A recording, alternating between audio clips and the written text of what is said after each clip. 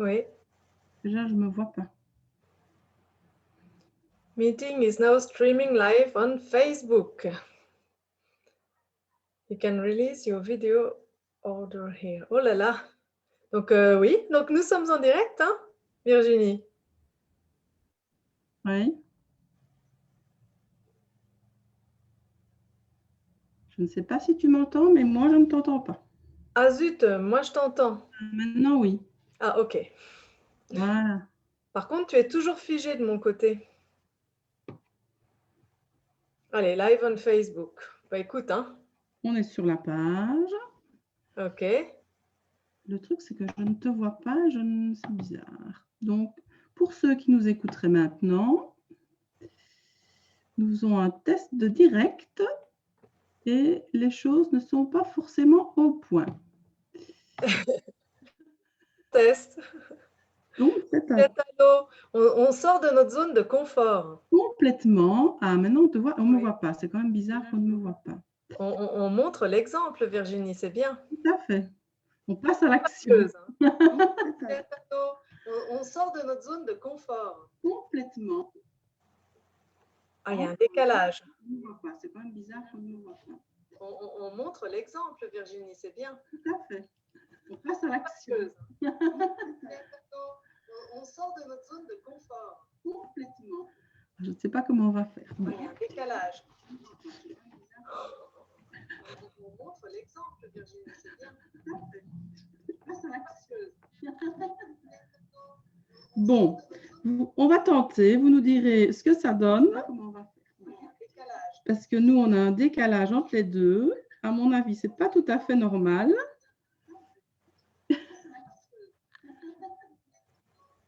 Bon, on va tenter. Vous nous direz ce que ça donne. Parce que nous, on a un décalage entre les deux. À mon avis, ce n'est pas tout à fait normal. Ça, c'est déjà mieux. Et je ne sais pas si vous me voyez. Moi, je ne me vois pas. Bon, on va tenter. Vous nous direz ce que ça donne. Parce que nous, on a un décalage entre les deux. À mon avis, ce n'est pas tout à fait normal. Et je ne sais pas si vous me voyez, moi je ne me vois pas. Bon, on va tenter, vous me direz ce que ça donne. Nous, on a un décalage entre les deux. À mon avis, c'est pas... Bon, ben, aujourd'hui, nous... Et je ne sais pas si vous me voyez, moi je ne me vois pas. Nous sommes en direct avec Marie-Élise Château, qui va nous parler du lien entre le burn-out et l'hypersensibilité. Bonjour Marie-Élise. Bonjour Virginie. Aujourd'hui, donc toi, tu as été 15 ans cadre dans l'industrie, c'est juste, hein? Tout à fait, c'est ça. Et tu es maintenant je ne sais pas le prononcer moi, business coach dans la région des Trois Frontières, France, Allemagne et Suisse. C'est ça, oui. Donc toi, tu as été 15 ans cadre dans l'industrie, c'est juste, hein? Et tu as pris le parti de t'adresser aux hypersensibles, qu'ils soient salariés, managers ou RH. Dans la région des Trois Oui, Frontières. tout à fait. C'est ça pour que la personne hypersensible prenne sa place sur les lieux de décision pour aller vite. Parce que, en fait, j'ai compris assez récemment que tout mon passé dans l'industrie en tant que manager était un petit peu… c'était l'explication, quoi. Je suis sortie, j'ai fait la formation de coaching, j'ai accompagné des gens, surtout en individuel, des personnes en transition professionnelle, et il y a eu un effet miroir très fort récemment. Et j'ai fini par comprendre, ah oui, il y a aussi un petit détail, en même temps que ma boîte de coaching, j'ai créé une association avec d'autres personnes, hein, mes homologues, des parents d'élèves en fait, pour animer le village, pour des animations pour les enfants surtout. Et en fait, je me suis retrouvée confrontée quasiment aux mêmes soucis que j'ai connus dans l'entreprise. Donc, je me suis dit, il y a quand même quelque chose de plus.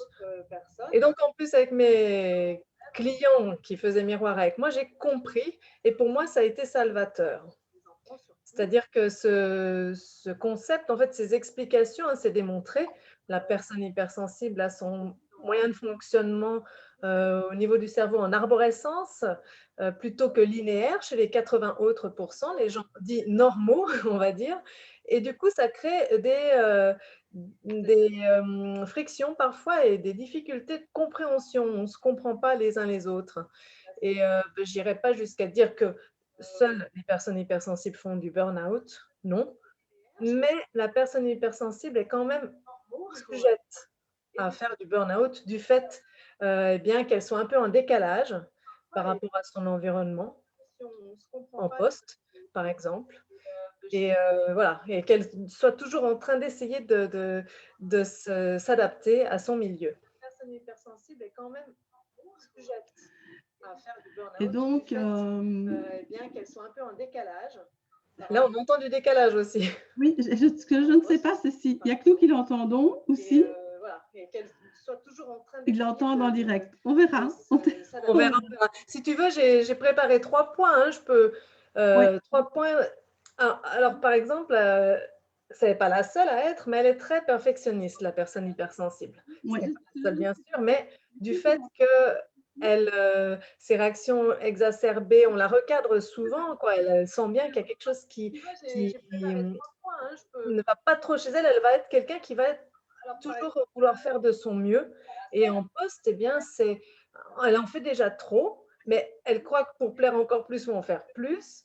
Donc, elle est un peu dans un cercle vicieux. Et là, je dois dire que ça peut être une cause de burn-out qu'elle pourrait presque gérer grâce au développement personnel si elle comprend ça. C'est-à-dire voilà, en fait, il y a une incompréhension, elle va faire beaucoup, les autres vont croire que c'est par exemple pour monter les échelons, alors que souvent, la personne hypersensible, elle a ses propres grilles de valeurs qui ne sont pas forcément les mêmes que celles de l'entreprise. Elle aime bien faire bien son travail et ça peut l'emmener loin. Voilà. Ça, c'est un premier point que j'avais. Les autres vont croire que c'est par exemple pour monter les échelons. Et le deuxième point. Alors, le deuxième, quelle est la différence entre un hypersensible et un lambda au travail dans le cadre du burn-out? Eh bien, je pense que ce qui peut beaucoup plus affecter une personne hypersensible, c'est au niveau du sens et des valeurs. Si, par exemple, le produit pour lequel elle travaille, il a besoin de faire du sens. Le sens, c'est ce besoin de voir son impact positif, l'impact positif de son travail sur les autres personnes.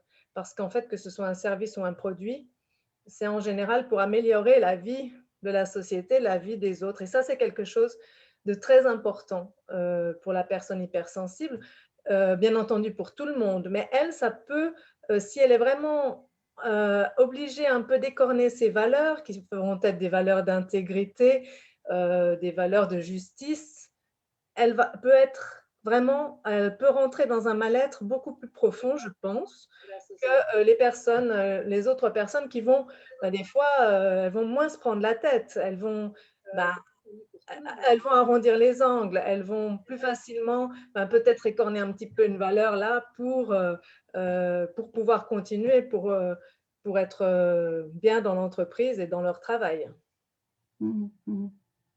Donc ça, c'était en même temps que ton deuxième point ou c'était encore une autre chose que tu développais? Non, je peux prendre des exemples.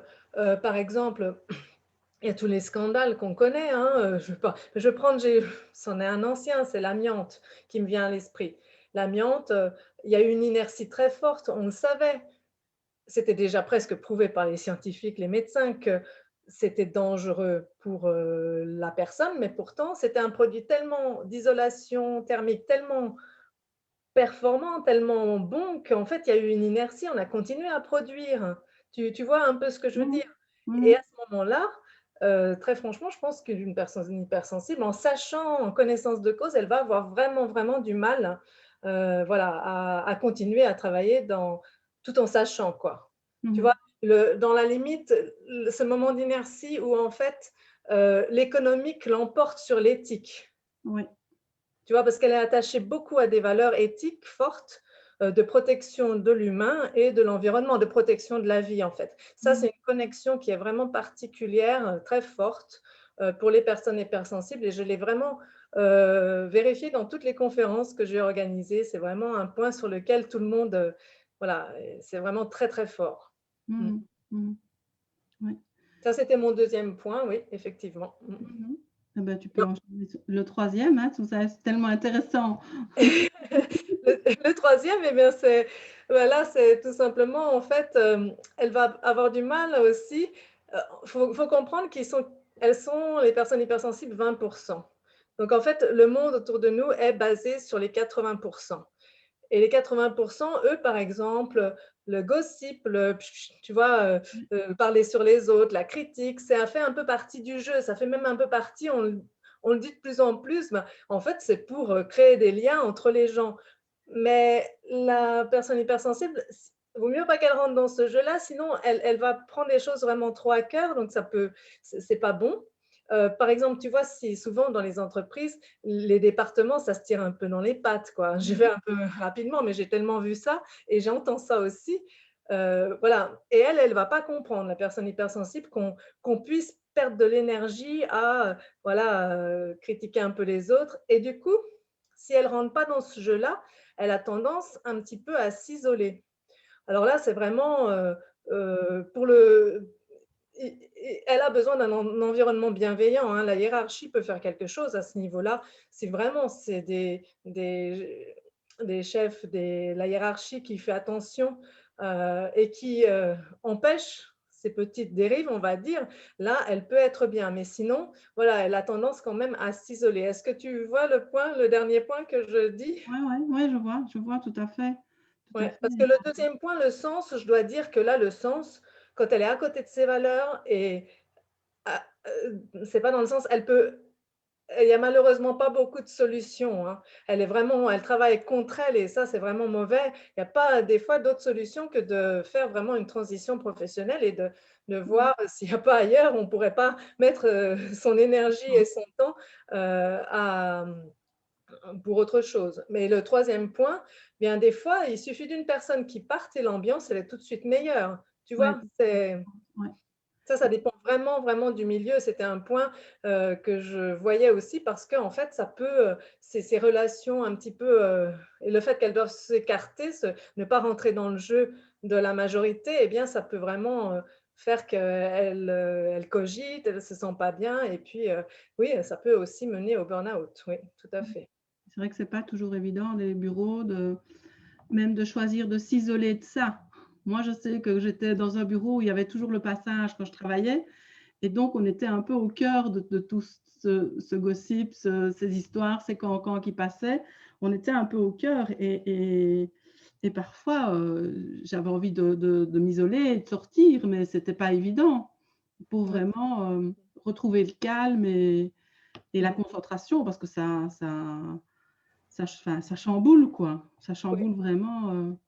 Et c'est ça, je pense, qui est important de comprendre, c'est que ce pas des milieux auxquels il est bon de s'adapter pour la personne hypersensible. Il y a un moment où, voilà, faut trouver, il y a un moment où s'adapter, c'est se faire du mal, donc on ne peut pas. Par contre, je vais quand même donner quelques pistes. Qu'est-ce qu'on peut faire aussi? C'est bien qu'on soit, parce qu'on est trop perfectionniste ou les soucis de sens ou les soucis de la structure, l'ambiance, eh bien, en tout cas, la personne hypersensible, elle doit vraiment essayer d'avoir des moments où détacher vraiment de son travail. Souvent, elle ramène à la maison. C'est ça qui fait qu'elle va aller au burn-out, parce elle a vraiment du mal à se couper de ses soucis du travail.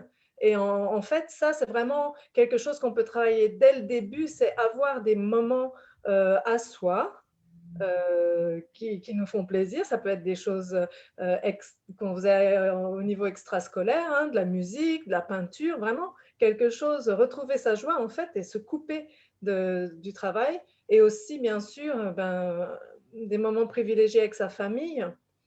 Voilà, parce que souvent, c'est un peu un cercle vicieux. On est tellement pris par le travail, par les soucis, qu'après, on n'est pas bien avec la famille et après, on a mauvaise conscience en plus.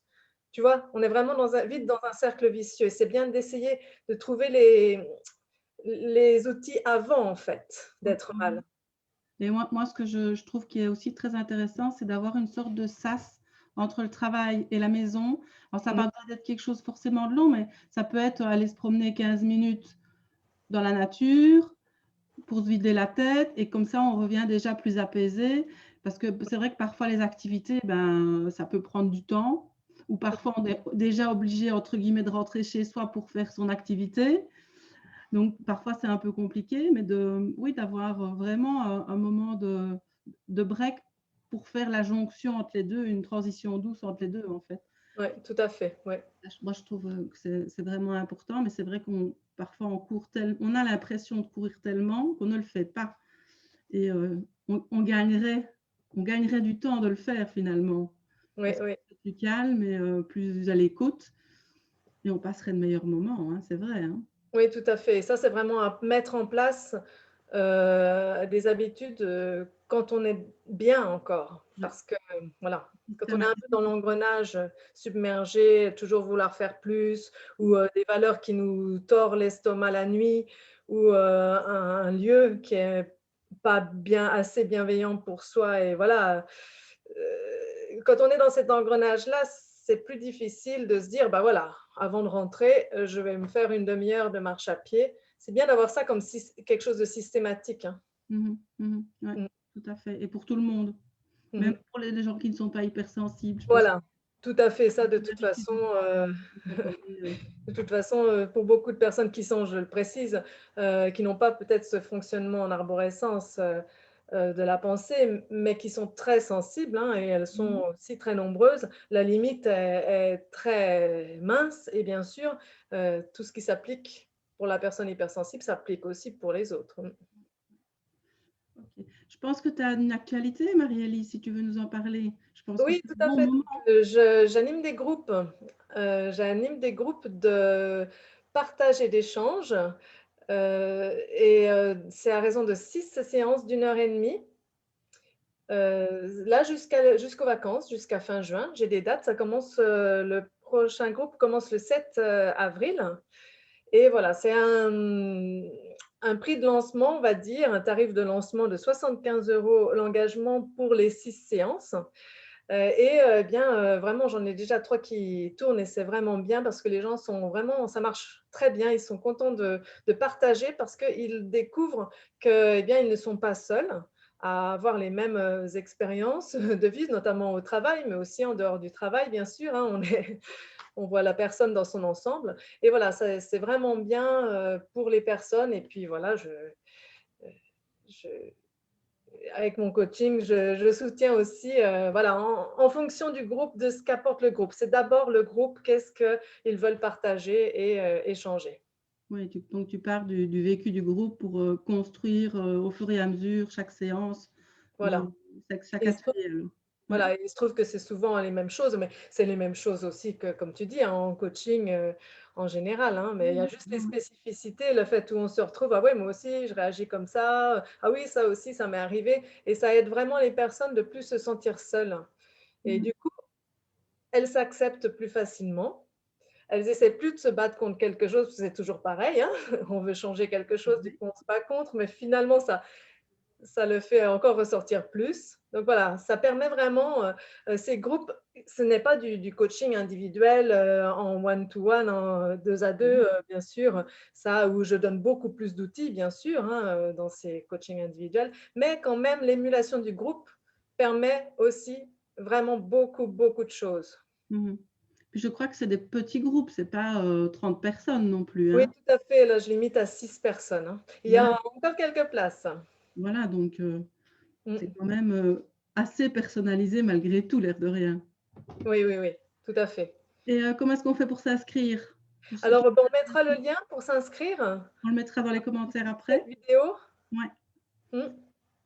On va faire comme ça. Oui. Et donc, idéalement, avant le 7 avril, hein, pour pouvoir Voilà, participer à les tout personnes ça. s'inscrivent au premier rendez-vous et ensuite, j'envoie, pour le paiement et voilà, je retiens les personnes qui sont engagées, qui ont réservé leur place donc. Mmh. Super. Est-ce que tu as envie d'ajouter quelque chose à toutes ces belles choses que tu nous as racontées aujourd'hui? Moi, je trouvais ça passionnant. Est-ce que tu as envie de rajouter un petit quelque chose, un petit mot de la fin? Je veux rajouter que voilà, on s'est rencontrés parce que je pense qu'aussi le solo coaching que tu fais est très adapté aux personnes hypersensibles. Et voilà, j'adore ce que tu fais et ton énergie et ta créativité. Je te remercie beaucoup de m'avoir invité à ce live. Et on J'espère. peut voir le résultat.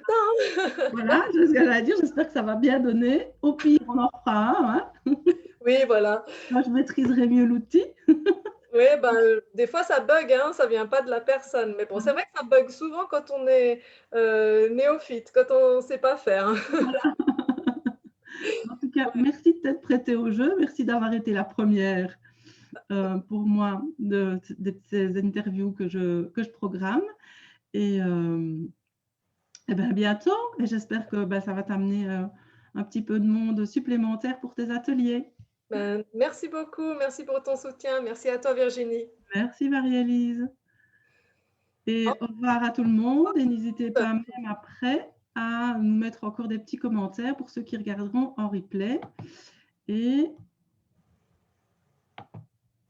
voilà, au revoir.